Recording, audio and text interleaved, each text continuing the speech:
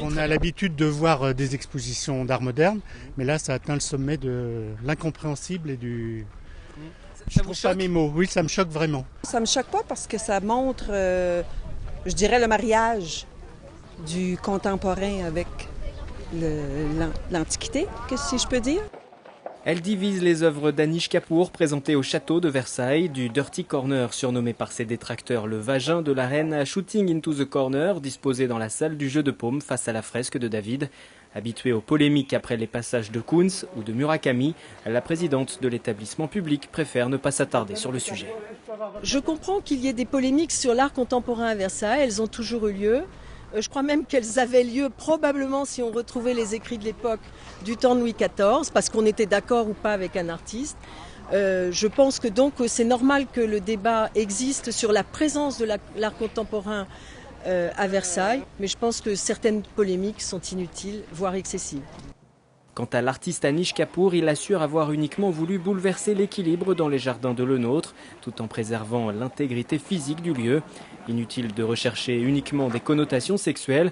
Présent pour le lancement de son exposition vendredi dernier, il a précisé ses intentions.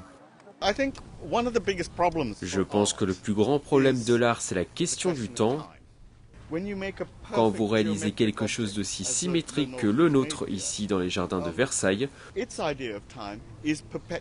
vous réalisez quelque chose de perpétuel, de circulaire. Alors quand un artiste vient ici, il doit aussi se demander quelles sont les autres notions du temps à explorer.